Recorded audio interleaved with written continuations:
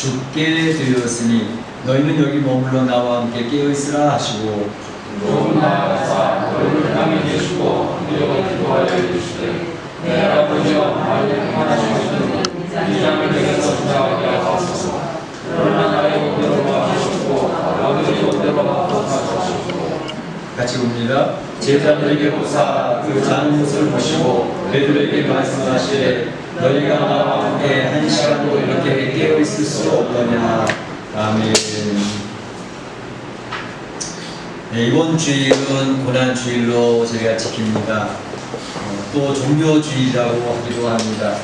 그리고 이번 한 주간을 이제 고난주간으로 저희가 지키게 되겠는데, 이 한 주간에 주님께서 그 고난을 당하시고 십자가의 죽음을 향해서 한 발자국 한 발자국 나아가시는 그런 한 주간이 됩니다.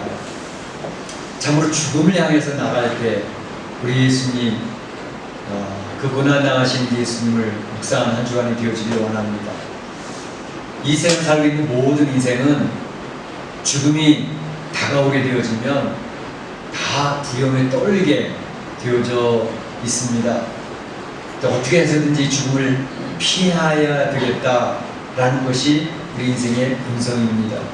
그래서 죽음이 다가오면 공포에 사로잡히고 피할 수 있는 것이 무엇일까, 이렇게 해서 죽음을 피하려고 하는 것이 우리들의 모습인데, 근데 희한하게도 우리 예수님께서는 그 죽음을 향하여, 안 죽으셔도 되는 분이 죽음을 향하여 두벅두벅 나가셨다고 하는 것은 저희들에게 큰 충격으로 다가오지 않을 수가 없습니다.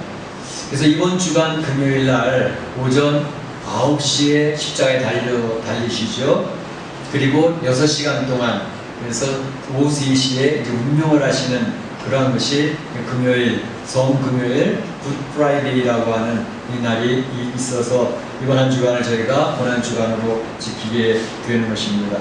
그래서 오늘 이 시간에는 우리가 죽음에 대한 문제를 한번 생각해 보고자 합니다. 요즘 우한 코로나19 19로 인해서 많은 사람들이, 아니 전 세계가 공포 가운데, 패닉 가운데 빠져 있는 상황입니다.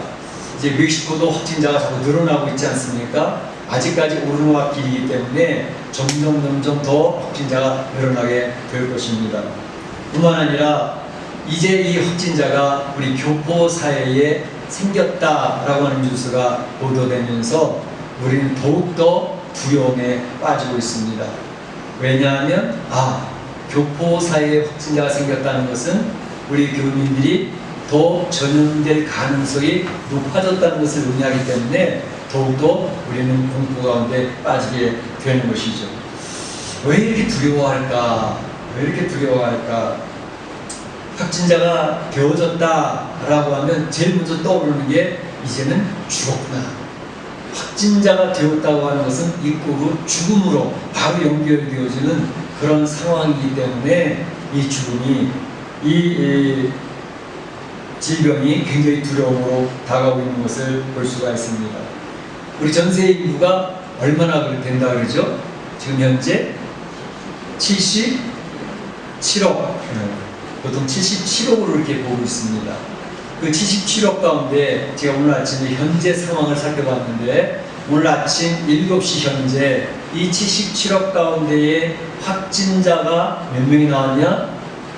121만 명이 확진자가 있습니다. 그리고 지금 오늘 아침 현재 7시 현재 몇 명이 죽었느냐? 6만 5천 명이 죽었습니다. 그리고 회복된 사람은 얼마냐? 24만 명이 회복이 되어졌습니다. 그런데 이것이 지금 몇 달 사이에 일어나는 일들이기 때문에 확진자가 되어졌다 그러면 곧 죽었구나 라는 생각을 하기 때문에, 곧 이 코로나19 우한 폐렴에 걸렸다고 하는 것은 죽음으로 바로 연결되어져서 두려움과 공포에 빠져 있게 되는 것입니다. 그래서 오늘 말씀의 제목을 죽음의 두려움이라는 제목을 가지고 이 죽음에 대해서 한번 생각해 보려고 하는 것입니다. 특별히 주님께서 십자가에 죽으신 죽음이 있었기 때문에 죽음에 대한 것을 묵상하는 것은 오늘 이 고난 주일에 굉장히 의미가 있다고 보기 때문에 그렇습니다. 죽음에 대해 생각해 보려고 하는데 세 가지로 이렇게 보려고 하는데, 첫째는 죽음이라는 게 무엇일까라는 것에 대해서 먼저 살펴보고, 두 번째는 왜 이 죽음을 두려워할까라고 하는 것에 대해서 두 번째 살펴보고, 마지막으로 그럼 성도에게 죽음이라는 것은 어떤 의미가 있을까라는 것에 대해서 세 가지로 나눠서 생각해 보고자 합니다. 먼저 죽음이라는 게 무엇일까라는 것을 생각해 보려고 합니다. 죽음이 무엇일 것 같아요? 우선 이제 무한 폐렴, 코로나19, 19 이것이 왔을 때에 어떤 현상이 벌어지죠? 이 바이러스는 결국은 폐렴을 일으키는 바이러스입니다. 그래서 바이러스가 침입을 하면 우리의 폐를 공격을 합니다. 그래서 폐가 공격을 받아서 염증이 생깁니다. 염증을 치료해 보려고 막 우리 몸에 있는 백혈구가 잡아먹고 싸우다가 그것을 이기지 못하면, 면역력이 떨어지면 이겨내지 못하고 폐가 점점 염증으로 이제 자리를 잡으면서 폐의 섬유화가 이루어지니까 정상적인 호흡을 못하게 되는 것입니다. 산소 포화도 떨어지고 폐가 제대로 기능을 못하게 되니까 폐가 멈추면서 이제 우리는 숨을 거두게 되는 것입니다. 그게 곧 죽음이라는 것입니다. 두 번째로는 바로 심장에 갑자기 문제가 생겨서 바로 심정지가 오게 되어지면 그 심장 마비로 말미암아 온몸에 심장이 펌프질을 해서 바로 온몸에 피를 공급해야 되는데, 심장이 부정맥이 있다든지 갑자기 쇼크를 받았다든지 해서 심장이 멈추게 되어지면 피를 공급하지 못하게 되어져서 우리 몸이 기능을 상실해버리고 죽게 되어지는 것을 말합니다. 그 심장 정지가 되어지면 죽은 것 같다, 이렇게 이야기할 수가 있습니다. 때로는 폐 기능도 정상이에요. 숨도 쉬고 있어요. 또 심장 기능도 정상이에요. 심장이 뛰고 있어요. 그래서 피가 뇌로부터 발끝까지 계속 공급이 되어지기 때문에 몸이 살아있어요.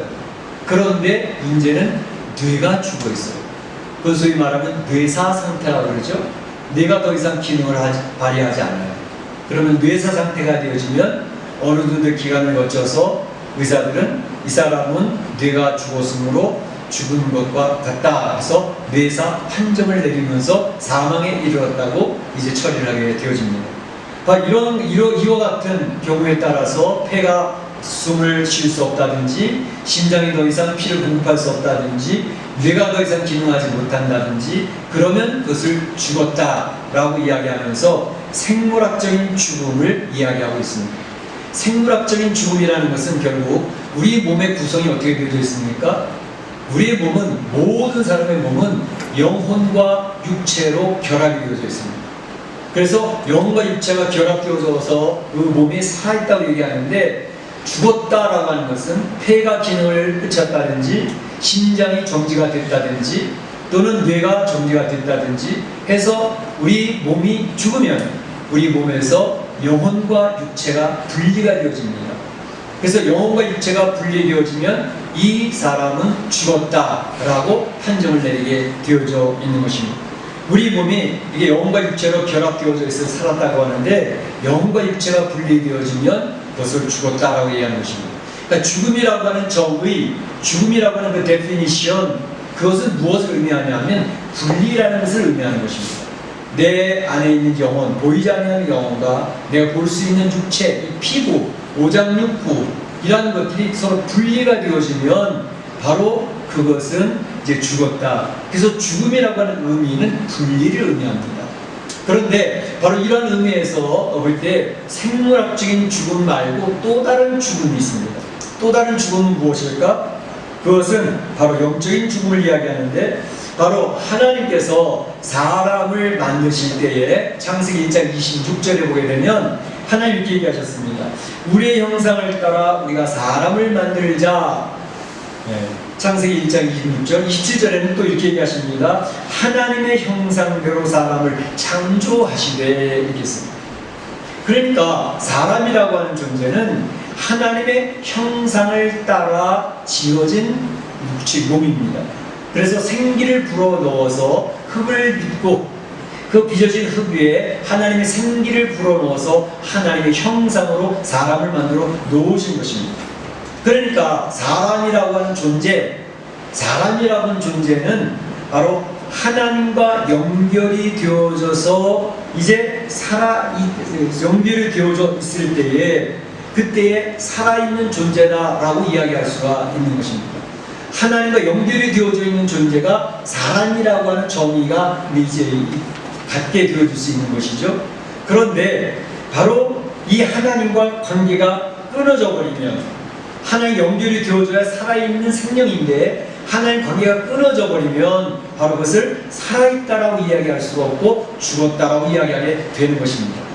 이제 아담과 하와가 에덴 동산에서 선악과를 먹었습니다. 하나님께서 선포하신 대로 선악과를 먹으면 정령 죽으리라 선언을 했는데, 아담과 하와가 선악과를 먹었는데 죽었나요? 살았나요? 어떤 중학생, 고등학생은 꼭 물어봐요. 목사님, 아담과 하와가 선악과를 먹으면 정령 죽으리라고 하나님이 말씀하셨잖아요. 그런데 선악과를 먹었는데 안 죽었잖아요. 그걸 하나님이 거짓말하신 건가요? 이렇게 질문을 해요. 굉장히 날카로운 질문같이 보입니다. 그런데 바로 거기에서 그 죽음이라는 무엇을 의미하겠습니까? 하나님의 형상대로 지음받은 아담 그리고 하와, 하나님의 말씀을 불순종하고 선악과를 먹었습니다. 그런데 그가 죽어야 되는데 육체적으로 살아있습니다. 거기서 죽음이라는 것은 무엇을 의미할까요? 바로 하나님과 연결되어져서 교제가 되어져야 될 아담과 하와가 하나님과의 관계가 끊어져서 더 이상 하나님과의 교제가 이루어지지 않고 끊어져 가게 되어졌다. 그래서 영적인 죽음이 아담과 하와에게 먼저 왔고, 그 결과로서 육체의 죽음도 필연적으로 따라오게 되어져서 하나님의 말씀, 정령 죽으리라고 하는 말씀은 그대로 이루어졌다는 사실을 우리 성도들은 잘 이해를 할 필요가 있다라고 하는 것입니다. 그런 의미에서 보게 될 때에 저는 제자 훈련을 할 때든지 이럴 때 종종 이렇게 설명을 합니다. 지금 앙헬탑 주변에 많은 사람들이 오고 가고 있습니다. 근데 앙헬탑 주변에 많은 사람이 오고 가고 있는데 저는 그때 그런 이야기를 합니다. 야, 앙헬탑 주변에 죽어 있는 사람들이 많이 걸어 다니고 있네 라고 표현을 할 때 그 말이 이해가 되어집니까? 죽어 있는 사람이 걸어 다닐 수가 있습니까? 그런데 그 말이 어떤 의미에서 맞는 말일까? 곧 육체적으로 살아있어서 숨도 쉬고 심장도 뛰고 있고 뇌도 활동을 하고 있어요. 그래서 앙헬탑 주변에 관광객들이 많이 몰려옵니다. 그런데 그 중에는 하나님과의 관계가 끊어져서 하나님을 알지도 못하고 하나님의 사랑을 받아들이지도 않고 그저 육체에 숨쉬고 심장이 뛰고 그런 생물학적인 삶을 살아가고 있는 존재들이 이 세상에 얼마든지 있다라고 하는 것을 의미합니다. 그러니까 죽어있는 사람이 걸어다니고 있네 라고 하는 것은 생물학적으로는 살아있지만 영적으로는 죽어있는 사람이라는 존재를 의미할 때 그렇게 설명되어질 수가 있다는 것입니다. 그래서 죽음이라고 하는 것은 바로 이제 생물학적인 죽음도 영과 육체가 분리되는 것을 주었다 얘기하는 것처럼 영적인 죽음도 하나님과 반드시 연결되어져서 하나님과 교제가 이루어져야 될 인생인데 하나님 관계가 분리되어져 있으면 그 사람은 생물학적으로는 살아있을지 모르지만 영적으로는 죽은 존재다 라고 하는 것을 꼭 기억할 때 분리라고 하는 의미에서 죽음은 설명될 수 있다 라고 하는 것입니다. 이러한 내용을 우리 성도들이 밝히 이해를 하고 잘 마음에 정리할 수 있으면 좋겠습니다. 두 번째로 생각해 볼 내용은 뭐냐 하면 죽음이 왜 두려운가 하는 것입니다. 죽음이 왜 두려울까? 죽음 그러면 아무도 가르쳐주지 않는데 두렵습니다. 무섭습니다. 왜 그럴까요? 한번 생각을 해보자는 것이죠. 죽음이라고 하는 것은 많은 사람들이 어린아이들도 가르치지 않는 바로 알아요. 아, 끝났구나. 삶이 끝이구나. 라고 하는 것을 직감적으로 느끼고 있는 것입니다. 다시 말하면 죽음은 끝이다. 라는 생각을 하고 있는 것입니다. 좀 더 구체적으로 설명을 해보면 죽는다라고 하는 것은 늘 보고 경험하고 느끼고 체험하던 세상 삶이 단절되는 것을 의미합니다. 그렇죠? 죽으면 오늘 보고 있었던 이 세상의 것들이 더 이상 나하고 관계없는 것들이 되어지게 되는 것입니다. 그러니까 단절이 돼요, 세상. 죽으면 곧 내가 살아갔던 내 이웃이 있어서 나하고 참으로 친하게 지내는 친구들과 단절이 생깁니다. 더 이상 이웃을 볼 수도 없고 친구를 만날 수 없는 끝이 왔다는 것을 알고 있어요. 두려운 거예요. 또 죽음이 왔다라고 하는 것은 내 사랑하는 아내, 내 사랑하는 남편 더 이상 볼 수도 없고 더 이상 대화를 나눌 수도 없어. 내 사랑하는 존재를 나는 놓아야 되는 상황이 온다는 것을 의미합니다. 얼마나 두려워요. 또 죽었다, 죽음이 왔다라고 하는 것은 내가 양육을 내어줘야 되고 내가 보호를 해줘야 될 나의 자녀들이 있는데 더 이상 내가 내 자녀들을 보호할 수도 없고 그들을 양육할 수도 없고 그들을 책임질 수 있는 모든 것을 다 놓고 내 손을 벌리고 떠나야 된다라고 하는 그러한 것을 알고 있기 때문에 죽음은 무서운 것입니다. 뿐만 아니라 죽는다 할 때 그 죽음은 어느 누구도 그 죽음에 같이 동행해 주는 사람이 없습니다. 내가 죽을 때 나를 그렇게 아껴줬던 나의 남편, 나의 아내도 나의 자녀들도 옆에서 눈물을 흘릴 수 있을지언정 같이 죽음의 길에 동참해 주지를 못합니다. 그러니까 오로이 혼자서 죽음의 길을 걸어가야 된다고 하는 것을 우리는 아무도 가르쳐주지 않는데 직감적으로 알고 있습니다. 그러니 죽음이라고 하는 것은 얼마나 두려운 것으로 공포스러운 것인지 쓰나미와 같이 죽음의 물가 우리를 짓누르게 되는 것을 알 수가 있습니다. 또 있습니다. 이것은 이 세상에서의 죽음에 대한 그런 개념이지만 또 다른 죽음의 개념은 뭐냐 하면 사람들은 가르쳐주지 않았어도 다 압니다. 아이들도 알고 있고 나이 드신 분도 알고 할아버지 할머니도 다 알고 있습니다. 가르쳐주지 않았음에도 불구하고 이 죽음은 인생이 죄에 대한 처벌이라고 하는 것을 알고 세상을 로마서 6장 23절에 말씀하죠. 죄의 싹은 죽음이요. 죽음이라는 것이 이 세상에 왜 왔냐? 죄의 결과로 세상에 죽음이 오는 것이다 라고 성경은 정확하게 그 내용을 설명하고 있습니다. 오늘 여러분들이 생각하실 때 이 무한폐렴, 코로나19 이게 이 세상에 지금 쓰나미같이 덮치고 있는데 이것이 우연일까? 의사 성도들 어떻게 생각하십니까? 우연이라고 생각하십니까?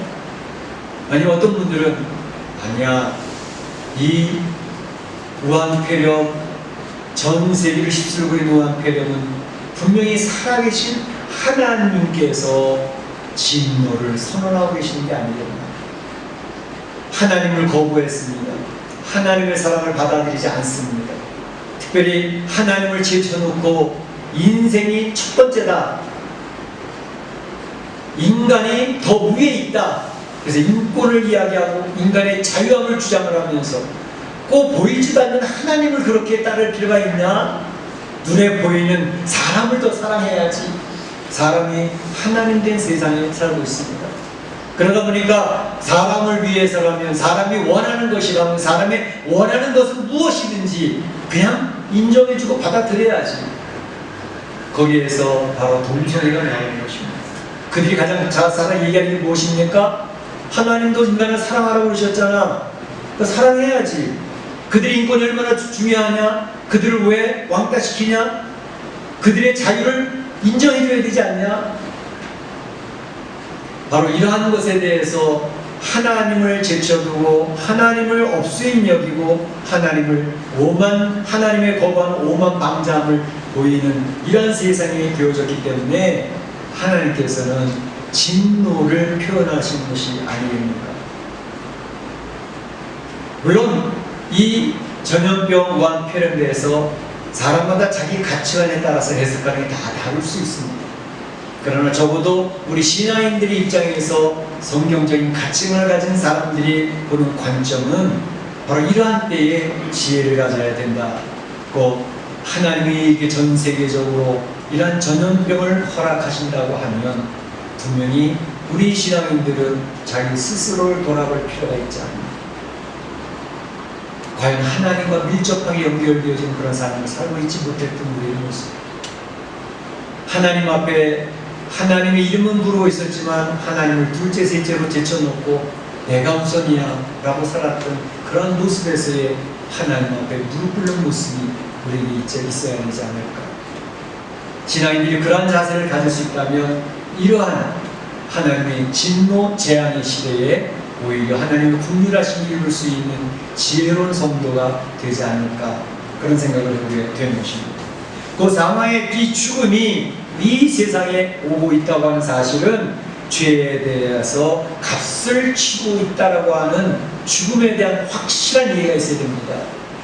죄의 싹이 사망이다. 사망, 죽음은 죄 때문에 온 것이었다 라고 하는 성경의 그 내용을 받아들이느냐 받아들이지 않느냐 하는 것에 따라서 내가 신앙인인지 비신앙인지가 결정이 된다는 사실을 우리는 꼭 기억할 필요가 있습니다.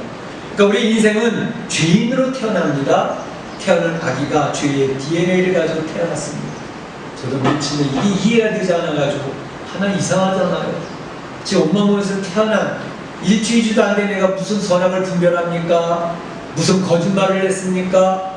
무엇을 훔쳤습니까? 근데 그 애가 왜 죄인이지요? 전 그 고민 때문에 굉장히 오랫동안 고민을 했던 적이 있습니다. 근데 나중에 태어난 아기도 죄인이군요 라는 것이 인정되어지는 순간 저는 인생은 죄인 맞다. 나도 죄인. 그래서 죄인으로 태어났기 때문에 죄의 열매를 맺으러 살다가 그 죄의 열매 때문에 죄의 값으로 사망에 오게 되어졌고, 암병에 걸려서 죽든 교통사고 나서 죽든 전염병에 감염이 돼서 죽든 이 죽음의 모든 결과는 죄의 결과였구나 라는 것을 인정하는 순간 저희 가치관이 싹 바뀌어지게 되었습니다. 그러니까 죄의 값이기 때문에 처벌이 오는 것이고, 그 처벌, 죄의 값에 대한 처벌이니까 죽으면 얼마나 고통스럽고 두려움의 상대가 되겠습니까? 두려울 수밖에 없는 것입니다. 그런데 이것을 이제 예수님의 관점에서 보는 거예요. 오늘 같이 교육한 말씀을 보게 되면 예수님의 죽음으로 지금 한 발짝 한 발짝 나아가고 계신 적 있지 않습니까? 모든 사람은 죽음을 움츠리고 피할 수만 있으면 피하려고 애를 쓰는 그러한 것이 우리 인생의 본성인데, 예수님은 거꾸로 가고 계십니다. 나는 죽으러 간다. 십자가에 나는 죽으러 가고 있어. 그 죽음으로 지금 자원하는 마음으로 자발적으로 지금 십자가에 죽음을 향해 나가시는 예수님이 오늘 본문에 보게 되면 굉장히 고민하고 계시는 모습을 보고 있었어요. 너무나도 이 모습 속에서 우리 또 한참 머뭇거리게 되어져요. 아니 지금 주님은 죽음을 향하여서 가신다면서 근데 왜 죽음의 자리를 바로 앞두고 이렇게 머뭇거리시지? 바로 그것입니다.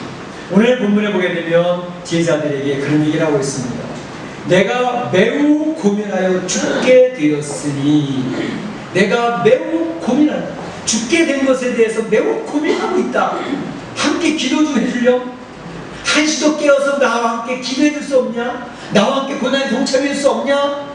라고 이야기하는 주님의 속삭임을 듣게 되면서 하나 생각을 하게 됩니다. 예수님이 말씀하시는 거죠. 하나님 앞에 기도하면서도 기도 속에서 예수님의 솔직한 고백을 이야기하고 있습니다. 내 아버지요, 내 아버지요, 만약 할만하시거든 이 잔을 내게서 지나가게 하옵소서. 이 잔을 내게서 지나가게 하옵소서. 이 잔이 뭐죠? 고난의 잔, 죽음의 고통. 이 죽음을 지나갈 수 있게 하실 수 없겠습니까? 이 죽음을 지나서 하나님의 뜻이 이루어질 수 있는 방법은 없으실까요? 예수님이 고민하는, 하나님 앞에 예수님의 그 고민하는 모습을 보시지 않습니까? 예수님께서 십자가에 달려 돌아가시면서 이 7원 가상이라고 하는 말씀 있잖아요. 거기서 무슨 얘기를 하십니까?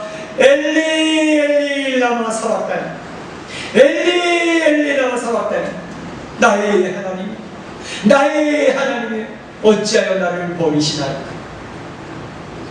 이게 지금 하나님의 아들이신 예수님의 외침입니다. 엘리 엘리 내려다봐 살아가라.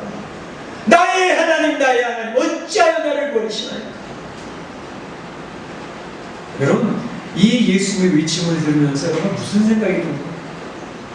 죽음을 향하여서 자발적으로 걸어가시던 예수님이 겟세마네 언덕에서 내가 심히 고민하여 죽게 되었으니 나와 함께 기도하면서 고난에 동참해주면 안 되겠니? 십자가에 달려 돌아가시면서 나의 하나님 나의 하나님 어찌하여 나를 버리십니까? 나를 버리십니까?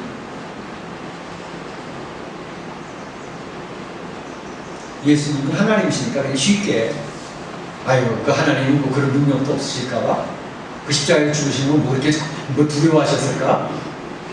예수님은 엄청난 고통과 고민과 그 영적인 싸움에 있는 모습을 표현하시지 않습니까? 나를 버리시냐? 신학적으로 많은 사람들이 이거 설명하는데 되게 힘들어하는 거죠. 그런데 바로 거기에서 나의 하나님 나의 하나님 호칭이 달라졌습니다. 예수님은 하나님을 호칭할 때 언제든지 나의 아버지라고 호칭을 늘 해오셨지만 딱 한 군데 십자가에서 죽으시는 그 순간만 나의 하나님 하나님이라고 호칭을 쓰고 계십니다. 그것은 무엇을 의미하냐면 지금 예수님 어깨에는 인류의 모든 죄악을 걸머진 죄인의 신분으로 지금 십자가에서 죄를 처리하시고 계시는 순간이었던 것입니다. 죄인의 입장에서 죄를 처리하시는 공의 하나님을 바라보면서 더 이상 아버지라고 부를 수 있는 아버지라고 호칭을 사용할 수가 없었고 죄인의 입장에서 하나님이라고 호칭을 사용하고 계셨던 것입니다. 죄를 처리하는 순간이기 때문에 바로 나를 버리시는 죄 때문에 하나님의 얼굴을 외면하시는 그 순간을 맞닥뜨리는 순간이었기 때문에 내 나를 버리십니까? 라고 하는 외침을 소리를 들을 수가 있는 것입니다. 우리 이걸 보면서 예수님도 그 죽음 앞에서 두려움의 고백을 하고 계시지 않겠는가? 라는 생각을 해본 것입니다. 자, 예수님이 이 죽음을 앞두고 주 하나님 앞에 간청을 하면서 잠을 지나가게 해달라고 나의 하나님 나의 하나님 어째 나를 버리십니까? 라고 이야기할 정도로 힘들어 하셨다면 이 세상을 살아가는 모든 인생이 죽음 앞에서 두려워 떨 수밖에 없지 않겠는가 하는 것입니다. 왜 두려워합니까? 예수님도 두려워하시는 죽음이었기 때문에 우리는 그 죽음에 두려워하는 것은 너무나도 당연스럽다라는 생각을 하게 된다는 말입니다. 마지막으로 한 가지 더 생각해 볼 내용은 성도에게 그러면 죽음이라는 것은 어떤 의미가 있을까 하는 것입니다. 성도에게 죽음이라는 어떤 의미가 있을까? 성도들도 불신자들과 동일하게 죽음의 문을 통과합니다. 성도들도 죽는다는 얘기입니다. 죄인으로 태어나서 죄인으로 열매를 맺고 살고 있는 것이 성도이기 때문에 성도들도 죽음을 절대로 피할 수가 없습니다. 자, 보세요.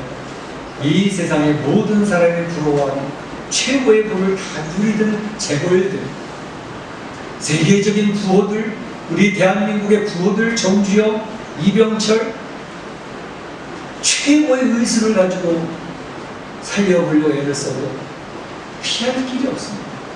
재벌들이 다 죽습니다. 많이 가진 부자들도 다 죽었습니다. 세상의 권세를 움켜잡고 많은 사람을 죽음으로 내몰고 그 말 한마디에 사람들이 파리 목숨을 죽어가게 했던 히틀러 안 죽었습니까? 죽었습니다. 진시황도 죽었습니다. 세상에 최고의 권력, 갖고 싶은 권력은 다 가지고 있는 어느 누구도 이 세상에 아직까지 살아남은 자가 한 명도 없습니다. 다 죽습니다. 그러면 신앙인은 안 죽을까요? 어떤 분들은 이 무한 코로나19로 인해 가지고 하나님 성도들은 딱 지켜줘가지고 성도들은 안 죽겠지? 그러면 얼마나 좋겠어요. 그런데 성도들도 그 안에 포함이 되어서 떠나고 있습니다.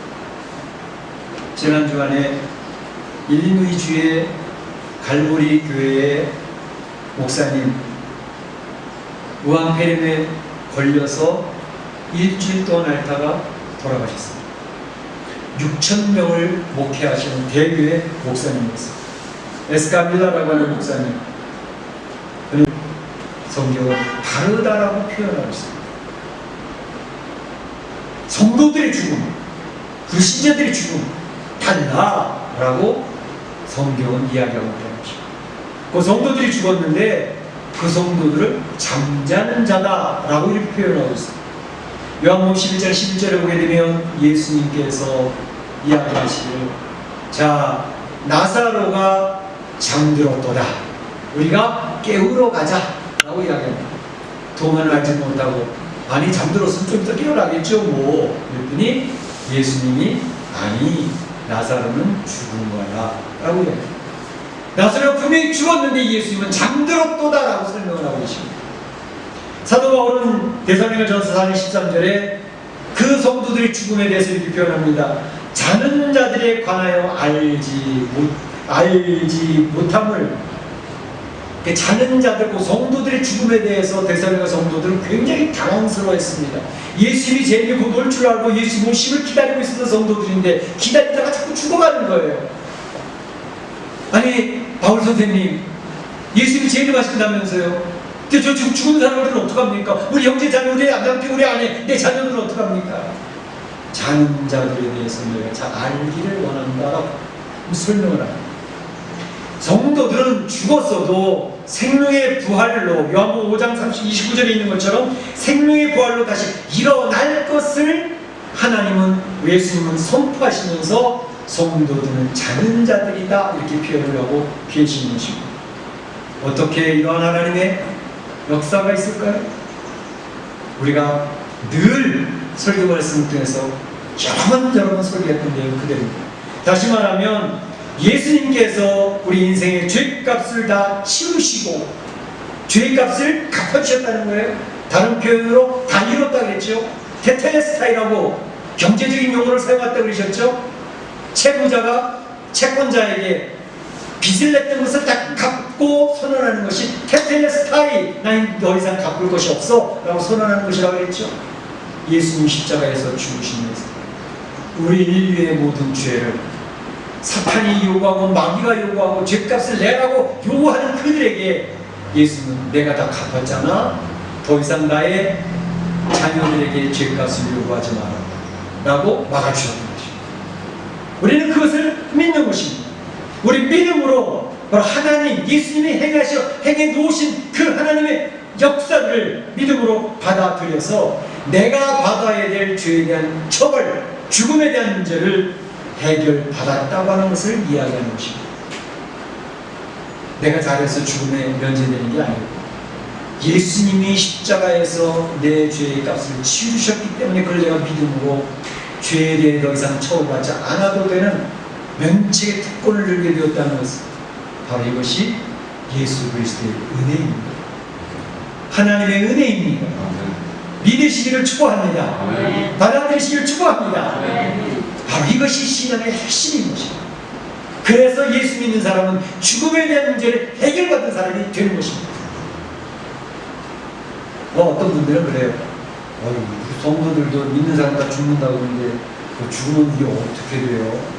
그래서 죽은 이후에 대한 내용이 성경을 통해서 잘 정리가 안 되신 분들은 굉장히 혼돈하는 가운데 있어요. 다시 말하면 내가 지금 죽으면, 오늘 죽으면 제가 지옥에 가나요? 천국에 가나요? 아니면 이것도 그것도 아니면 내가 부활할 때까지 귀신처럼 인생 떠돌다가 부활할 때까지 영혼이 분리된다고 했으니까 육체는 흙에 묻히든지 또는 화장이 되어서 뿌려졌든지 하지만 내 몸에서 분리된 내 영혼은 귀신처럼 인생 돌아다니다가 예수님이 다시 내 육체를 부활할 때까지 어떻게 있는 겁니까? 성도들이 그것도 정확하게 잘 알고 계실 필요가 있습니다. 물론 캐릴 같은 데서는 연옥소를 주장을 합니다. 그래서 연옥에서 대기하고 있다가 이 세상 사람들이, 그 자녀들이, 그 후손들이 잘 그를 위해서 중보하고 기도해주면 그가 어디 오세요 하나님 나라로 간다라고 가르치는 그런 연옥소 교리가 있습니다. 성경 그것을 이야기하지 않습니다. 성경에서 이야기하는 것은 무엇일까? 자, 두 가지 성경의 내용을 설명해 드리겠습니다. 예수님이 십자가에 못 박혀 돌아가실 때 양쪽에 강도들이 있었습니다. 십자가에 처형받아 죽어야 될 만한 중범죄를 저지른 사람들입니다. 이 세상 살아갈 때 착한 일이라든 구제하는 일이라든 선하게 산 것이 거의 없는 그러한 강도들이 예수님과 동일하게 죽음을 당하였습니다. 한편 강도가 이야기합니다. 주님, 주님의 나라에 임하실 때 저를 기억하여 주옵소서. 예수님의 선언이 무엇이었죠? 오늘 네가 나와 함께 낙원에 있으리라. 할렐루야. 할렐루야.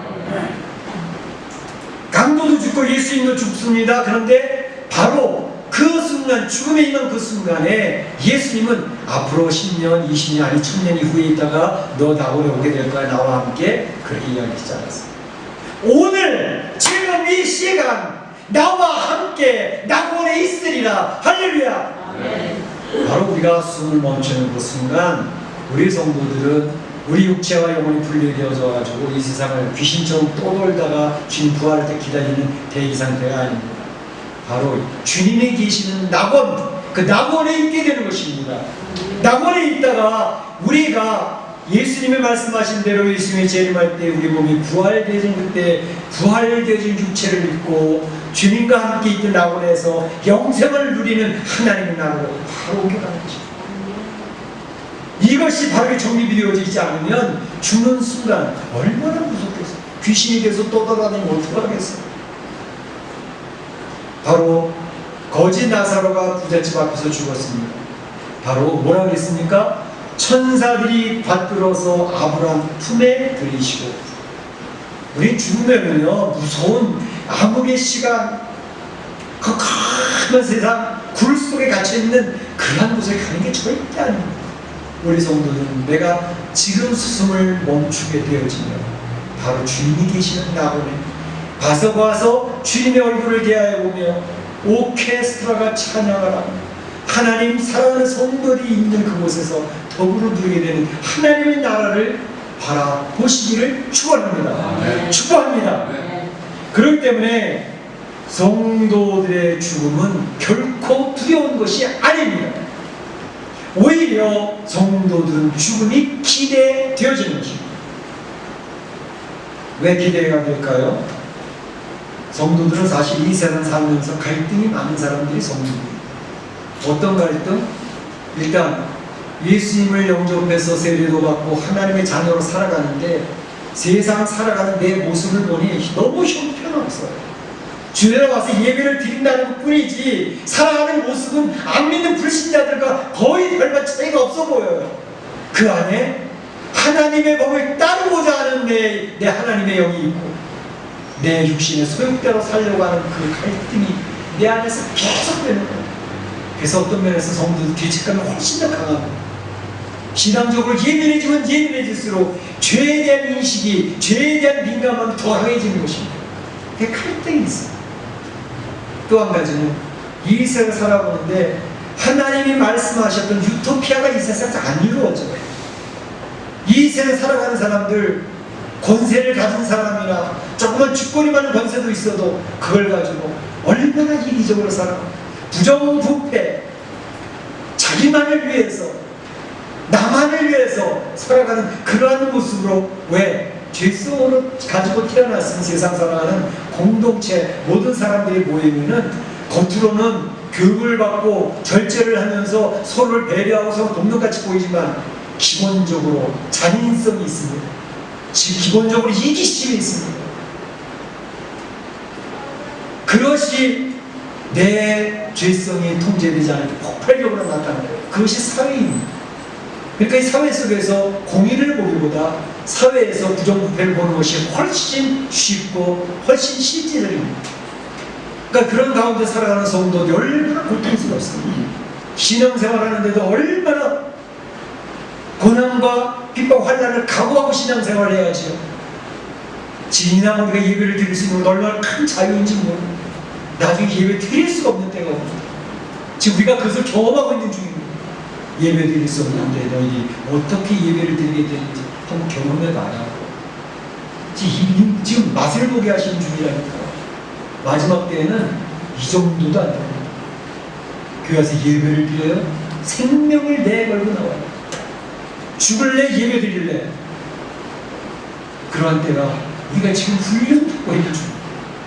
그런데 그 죽음이라고 하는 문제가 바로 우리를 가장 두렵게 하는 것입니다. 질병으로 인해서 내가 죽는 것도 두렵고, 총칼을 갖다 대고 너 예수님 믿고 예배를 드리는 자리에 갈래? 아니면 죽을래? 얼마나 두렵습니까? 그 죽음에 대해서 난 죽으러 갈래! 그럴 만한 사람이 거의 없다니까요. 예수님은 두려웠다고 그랬지 않습니까? 그런데 하나님 힘을 주시고 기도를 통해 능력을 드리고 평소에 계속 자기를 다짐하면서 훈련이 되어져야 겨우 흉내를 내볼까 말까 합니다. 지금 우리는 그 훈련을 받고 있습니다. 특별히 가장 중요한 것은 내 의식입니다. 죽음에 대한 나의 정리, 내가 죽음을 무서워하고 두려워하고 공부 가운데 빠지느냐, 아니면 그 죽음을 그리워하고 기대하고 있는 내 안에 있는 갈등이 끝나는 게 내 죽음이십니다. 이 세를 부정부패를 이겨나갈 수 있고 하나님의 공의를 바라보는 그때가 내가 죽는 순간, 아니면 죽음이 재림하는 순간, 우리 성도들에게는 이 죽음의 나라가 소망인 것입니다. 왜 믿음, 사랑, 소망을 누리냐? 소망, 바로 이 세상의 모든 삶, 내 육신의 허물을 벗어버리고 완전한 죄가 더 이상 튼튼히 못한 하나님의 나라에서 오케스트라와 함께 찬양과 경배를 드리면서 공의가 이루어진 모든 성도가 서로 미소 짓고 웃고 있고 서로 배려하고 있고 진실된 사랑을 나누는 그 하나님 나라를 가게 된다는 것이 얼마나 큰 소망입니까? 우리 기대 아닙니까? 그럴 때 성도는 죽음을 소망으로 기다리는 사람이고 그리워하는 사람이 되어져야 한다는 것입니다. 죽음을 그리워하는 사람은 더 이상 죽음이 우리를 막아낼 수가 없습니다. 우리 사랑 성도들이 이 죽음에 대해서 더 이상 공포나 두려움을 느끼기보다는 하나님 앞에 기도하고 자꾸 내 마음을 다짐하면서 기대감을 갖고 그리움을 가지면서 소망을 이겨내실 수 있기를 축복합니다. 코로나19 이 공포 속에서 죽음의 두려움 우리를 억누르고 있는 가운데 있습니다. 소망 가운데 담대함을 가지시고 승리하실 수 있기를 주님의 이름으로 축원합니다. 축복합니다. 다시 기도하겠습니다. 정말 나는 죽음에 대한 문제가 정리가 되어져 있는 사람인가? 신앙인으로서 죽음을 어떻게 지금 맞이할 준비를 하고 있는가? 기도하시는 성도들이 되시길 바랍니다. 기도하겠습니다.